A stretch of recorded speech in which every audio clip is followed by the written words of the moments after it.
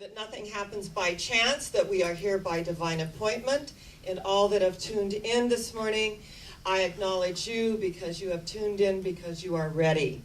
And when we have a divine appointment, it's amazing how everything shows up in our lives. Through the law of attraction, which is in the Science of Mind textbook by Dr. Ernest Holmes, that was written in the 20s, unbeknownst to some people, that this is a very, very old principle of life. As within, so without. And our ground of being is spiritual. If you are here and you are consistently here, it is 6:30 on your evolutionary clock, and there is no going back to the way that it was. That we can feel the call of God, the call to spirit, the call to something larger than ourselves. And when we're about our Father's business, and what that means is to be about something larger than ourselves. It's so interesting how that works and how that unfolds in our lives. And that when we are doing a good and wonderful work on ourselves, all of the things that no longer serve us, they melt.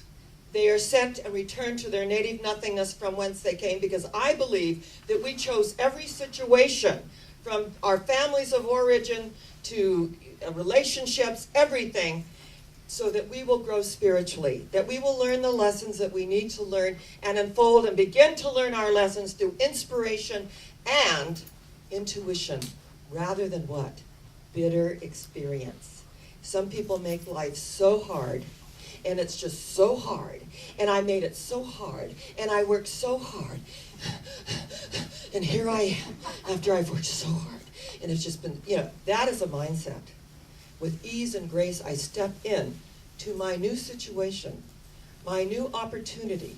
Behold, I stand at the door and knock. If any man, woman hear my voice, let them answer.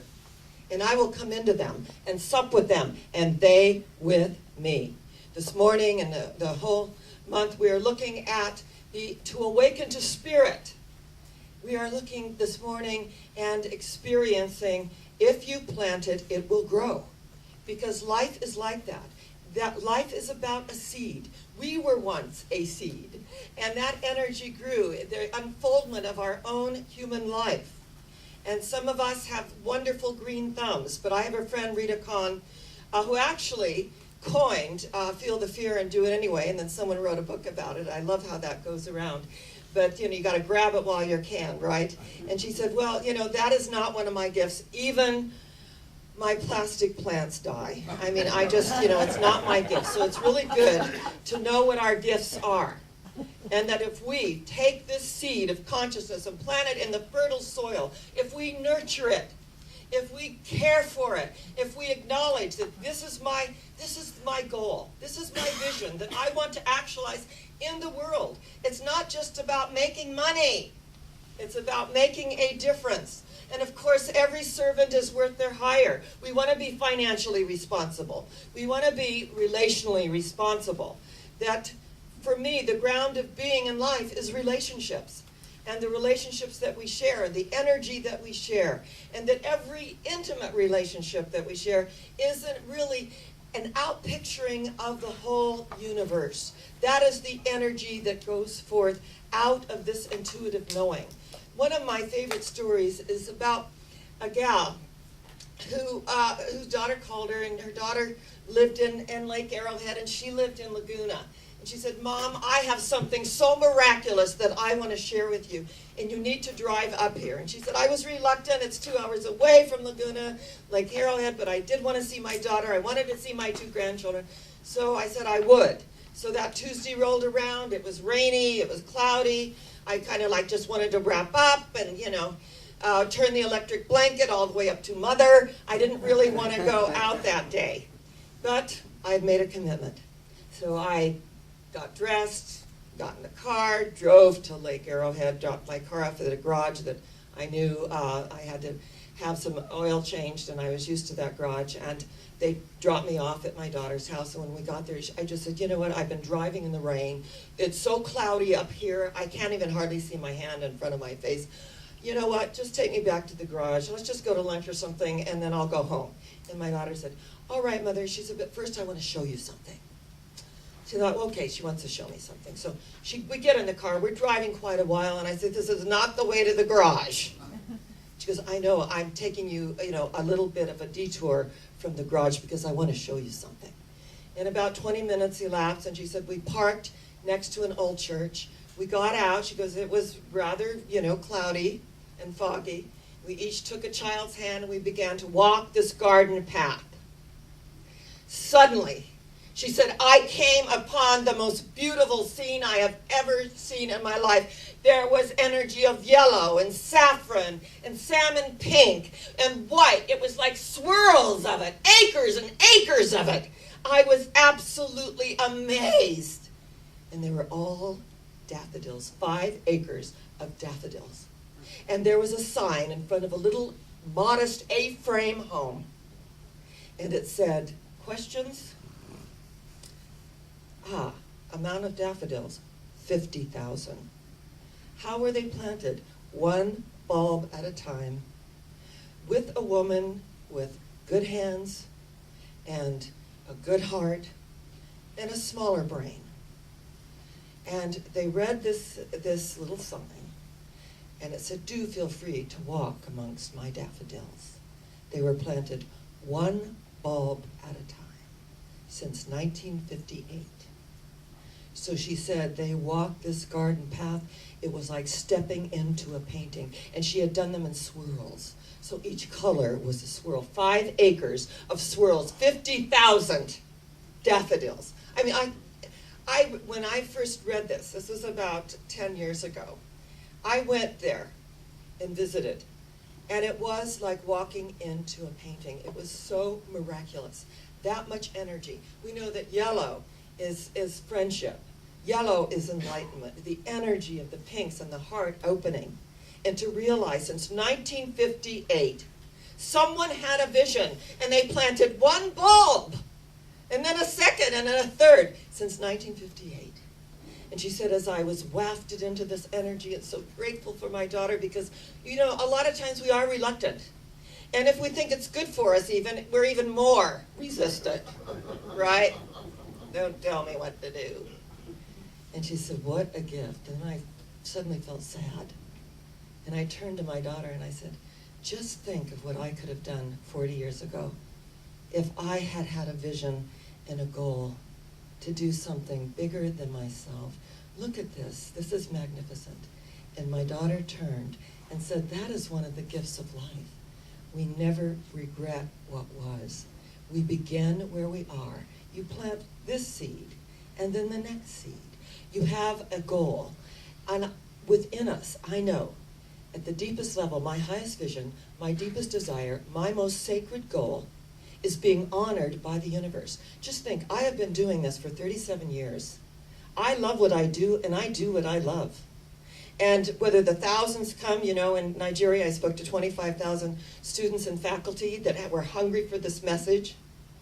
And that we come home, we come together in community, realizing that we are the 2 or 3 gathered. I feel that we are so blessed to be in this ministry, this loving ministry, that people care about each other. In fact, someone went somewhere else and they told me it was not the same experience, that no one even spoke to them.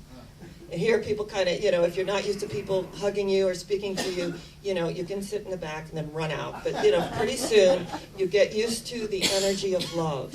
And if we're not used to the energy of love, sometimes we cringe or we think, they're all smiling and, ooh, it's icky. And, we get past that because we think it's phony. And that has been our experience of it. But this is genuine. It's authentic. It's real. People do care about one another in our ministry, in our spiritual center. And that it's beyond these doors. It's out in the world. And I have shared with you that my brother-in-law is in Cedars of Sinai. And he is experiencing AM leukemia. This is my husband's brother. Now, he brought up Neil Stroud, and his wife had to tell him that was 35 years ago, that was then, and this is now, and has nothing to do with what you are experiencing this moment in time. So my daughter hadn't seen her uncle in 15 years since she got married. And we really, we don't have a lot in common together, and we don't see each other. So she called her aunt and said that she wanted to see her uncle. And she said, oh dear, I'm sorry, it's just for immediate family. And she thought, God, I thought I was immediate, but okay, all right. So then she called her uncle, and she spoke to her uncle. And then she called her cousin, who's 3 months older than her. And they had a wonderful talk, and he said, we're having a blood drive. And just come over to Sun Valley. The fire department, he's a retired fireman, is having this huge blood drive for my dad. So they drove over, and it was so interesting because his sister, she was not the correct blood type. Bodie was not he was not the correct blood type. That's his son.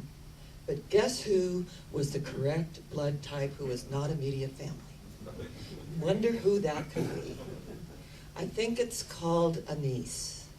So she and her husband, Larry, are the correct blood type. So they gave blood.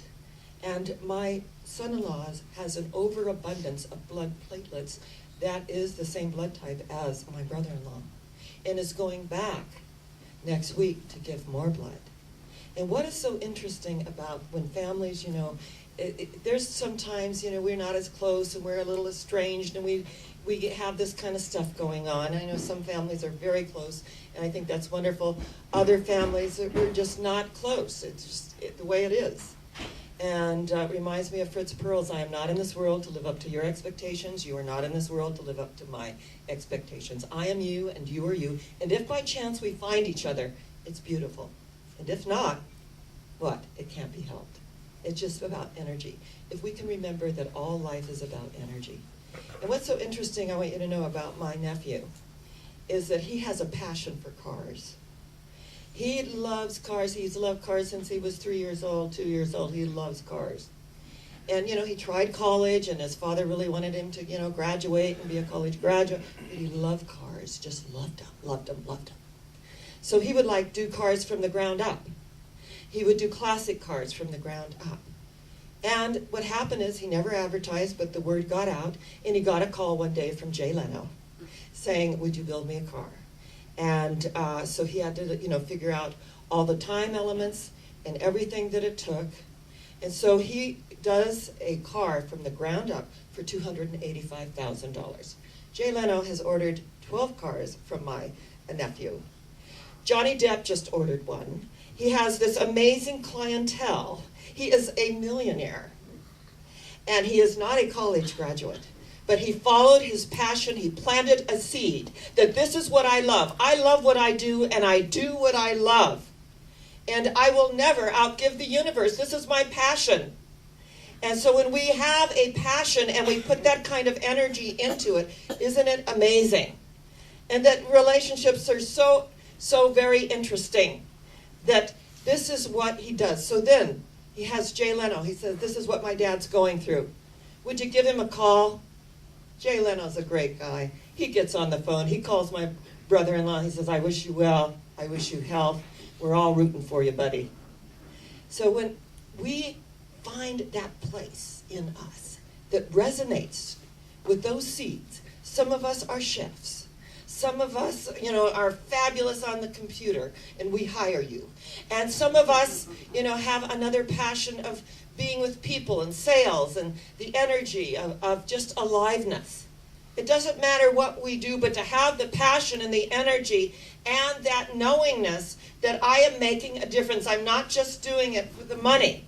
I am doing it to make a difference. We're not here just to make a living. We're here to make a difference. Those are the seeds that I am planting in my life in the fertile soil. And when it gets dry, we have to nurture it and water it and do what it takes with our affirmations, our meditations, reading our books, and doing what we need to do. And realize that it really is about where 2 or 3 are gathered together in that energy. There, that presence is in the midst of them. It is a synergy.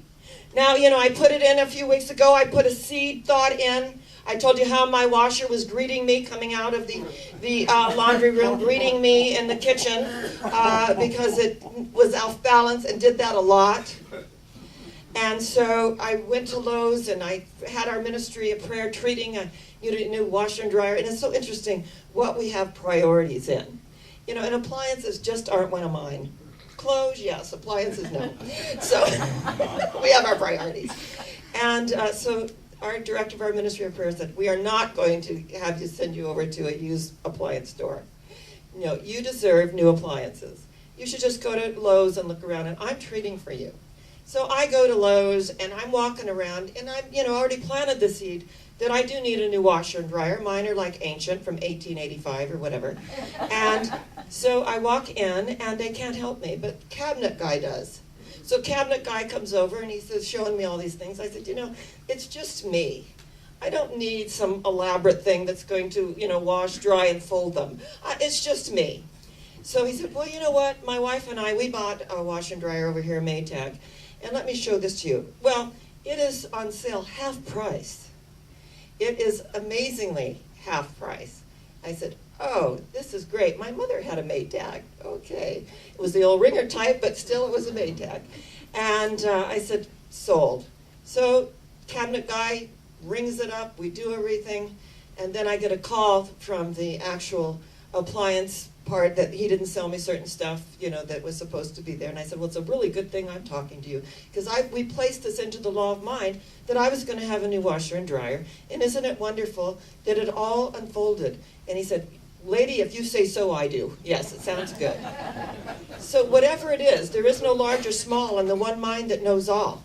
If we are planting seeds for health, for a healthy body temple, if we are moving through something that looks like someone said terminal, no, there is, on one level we're all terminal. We're going to move off the planet. But if we have work to do, if we have the energy of spirit going before us and preparing the way, then we will be here as long as we need to be here. And when people have life-threatening diseases, I've seen in the twinkling of an eye, we speak our word into the law of mind. We plant the seed of perfection. That seed takes root, and guess what? You are cancer-free. Guess what? You are AIDS-free. You are diabetic-free, and I have seen it in the almost 38 years of my ministry. I have seen it over and over and over again. We are in the miracle business. We allow life to do what life does best by means of us. We are planting the seeds of perfection. They are taking root, and they are growing miraculously. Do we believe that? Do we know in our heart that what we plant takes root and blooms and unfolds in amazing ways? I would never be in any other way of life. I think it takes tremendous courage to be in our way of life also, because we take responsibility for our life. We put the works with the faith.